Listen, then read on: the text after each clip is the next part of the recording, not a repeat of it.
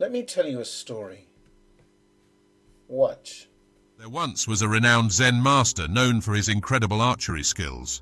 Many came from far and wide to witness his effortless mastery, and he became famous for hitting his targets without ever seeming to try. One day, a young student, eager to learn the secret of the master's ability, approached him and asked, "How do you always hit the mark? What is your technique?" The master invited the student to watch him shoot. With complete calm, the master drew the bow and let the arrow fly, hitting the center of the target with ease. He then turned to the student and said, "Come with me." They walked through the forest until they came to a narrow ravine. A single log stretched across the deep chasm as a makeshift bridge. The master calmly walked to the center of the log, positioned himself and drew his bow. With perfect stillness, he let the arrow fly and struck a small target on the other side of the ravine. "Now you," said the master. The student hesitated, his legs trembling as he stepped onto the log. Halfway across, he froze, unable to take another step, much less draw his bow. He looked down at the deep chasm beneath him, his mind racing with fear. The master, standing calmly on the other side, called to him, "When you are distracted by what might happen, you lose your stillness. In stillness, you find your balance. When your mind is calm, you can let go of fear, and the target will hit itself." The lesson is clear. True mastery, whether in archery or life, comes not from focusing on the target, but from mastering the stillness within. Only when we are still can we act with clarity and precision, free from the fears that cloud our mind. I'm certainly no Zen master, but I have come to see that in a world full of noise and constant striving, we often overlook the most powerful tool we possess for manifestation: stillness. This idea echoes through the teachings of spiritual leaders like Eckhart Tolle, Eugen Herrigel, and Ryan Holiday. Their wisdom offers a pathway to manifestation that doesn't rely on forcing outcomes or endlessly repeating affirmations, but rather on aligning ourselves with the natural flow of life. The question we have to answer, and it's a paradoxical one, is how can we do that? How can we align ourselves with the flow of life when we have urgent needs, when others are putting pressure on us to achieve, when our loved ones are sick, or when we can't pay our bills? It becomes a paradox because the harder we try to be still and align ourselves with the flow of life, the further away from it we get. What should we do? As it turns out, we can't answer that question because it's the wrong question altogether. There's a much better question which gets us to the heart of the answer very easily. But before I tell you what it is, let's back up a little. We've grown up in an age and culture that worships hard work and the application of our intellect above all else. Our education system forces us through a series of exams to prove how smart we are. Science and maths are subjects that are held in higher regard than arts. We hear tales of parents warning their kids who want to sing or dance or act to get a proper job, as if success is so unlikely as to be a waste of time, energy, and money even exploring. The question I'm about to reveal to you has far more power to manifest all and any dreams than even I realised when I first came across it, which is many years ago now. At the time, I was a mess inside. I felt I'd messed up my life. I'd been through a terrible marriage, which, when it finally ended, left me with huge debt, as well as a massive dent in my self-esteem. Love and money continued to be my life's big bugaboos through my 20s and 30s, even into my 40s. Nowadays, I'm both delighted and relieved to report that I'm sorted on both those fronts, and my life is a joyful experience all day, every day. Of course there are ups and downs, but it's the background peace of mind that's ever present. And if I ever do catch myself worrying or getting upset or frustrated with life, I know how to stop it in seconds. The key to that huge change, and I really can't describe how enormous it was really in the discovery of the power of stillness, or effortlessness as I often call it, not through manifesting techniques or rituals. They may make you feel like you're in control of something, But not only is that not the case, but actually you don't need to be in control for manifesting everything you could ever possibly want to happen. If you'd like a deeper dive into my no-nonsense, non-woo-woo approach to manifesting, then do check out my Law of Attraction Demystified Club, where there are videos that delve deeply into the effortless approach to manifesting. There's a link in the description.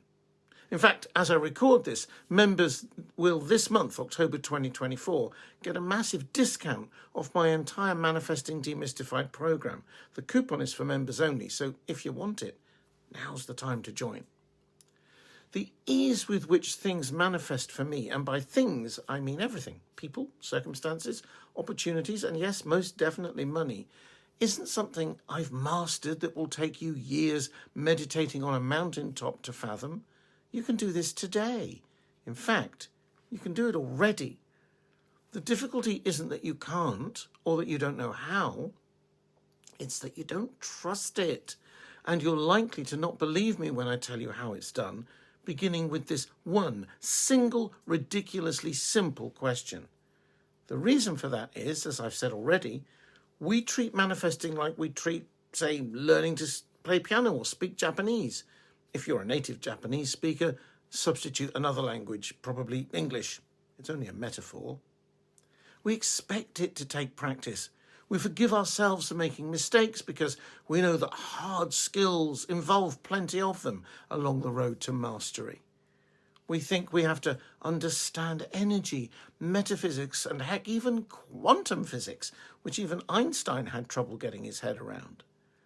We believe we have to vibrate at certain frequencies, even though we haven't the faintest idea how to do that, or if we're anywhere close to getting it right. We're told that reciting affirmations, which often involves repeating words and phrases we don't really believe in, will help to reprogram our subconscious mind, again, without the slightest idea of whether that's really working, because how are we ever going to discover what's truly in our subconscious mind? As a result, the poor old subconscious becomes the wicked stepmother of this pantomime, always sabotaging our efforts to be happy, prosperous, and successful in ways that we can't detect or do anything about, except recite affirmations even longer, harder, and louder. With me so far? So instead of all those instructions, we're now told to be still and align with the flow of life. Sounds just as tricky as before, right? I mean, how are you supposed to know if you're aligned with the flow of life, much less be still in a time when distractions are part of everyday existence and our life is in some kind of turmoil? Well, this is where the power question comes into play. Instead of asking yourself, what can I do? Ask this: how shall I be? Told you it was stupidly simple. Let's pick it apart. Because in that moment, how are you being? Worried? Anxious? Frustrated perhaps? You can find your own label. There were times when I would have said desperate, lonely, and even frightened because I really didn't know what would become of me or how I'd keep going. You aren't trying to change anything. Just labeling the feeling or feelings, because there can be more than one, is all the start you need. Just doing that achieves two things immediately. First, you've separated yourself from the feeling. You are not the feeling. It isn't who you are. It's just what you're feeling in that moment. It's labeling how you are being, and that's all you need to do for now. And secondly, you know it won't last forever. It will pass sooner or later, even if you do nothing at all. So now you know that's how you are. That's how you're being. Something Tony Robbins taught me is that every emotional state has matching physiology or body language. Well, how would you like to be instead of whatever state you're in now? How about playful? What about happy or carefree? Maybe you'd say relaxed. Now, you're only pretending, right? Which means you can do this. No matter how bad things are, you can do this. Well, pick one. Once, when my wife and I were running really low on money and work wasn't coming in, we did this and I picked playful as the state to try. She agreed, and at that moment a pop tune with a strong beat came on the radio and we danced around the kitchen to it, giggling like kids. When the song finished, we still had no income, but something had changed. When the music stopped, we sat down at our kitchen table and looked at each other, grinning like schoolchildren. For a moment, I thought nothing had happened, but then an idea popped into my mind. I followed it up, and 24 hours later, I had $1,000 from a source I'd never even considered before. Over the next couple of years, I went on to make many thousands more from that idea, which was ghostwriting. What happened? Why did that work? It worked because by changing state, and you don't have to dance around the kitchen, that's just what occurred to me once I'd hit on the idea of being playful, I automatically aligned with the flow of life. It's always there. It's just that when we get all caught up in our thinking and trying to control events and make things happen, we're the ones who block it. Imagine getting into a boat in a fast-flowing river and deciding to row upstream. You can, but the effort will be enormous and you'll quickly exhaust yourself. As for stillness, as soon as you observed your feeling state and named it, you reconnected with the stillness that's always there in the background. You may not have noticed it, and it might have been for the merest fraction of a second, but that's all it takes. I hope this video has given you some idea how simple manifesting can be. Now, I expect you'd find it helpful if you saw an example of this effortless manifesting in action. Well, here's a video where I used the same steps without the dancing and manifested over $1,100 in 3 days. Watch that one now.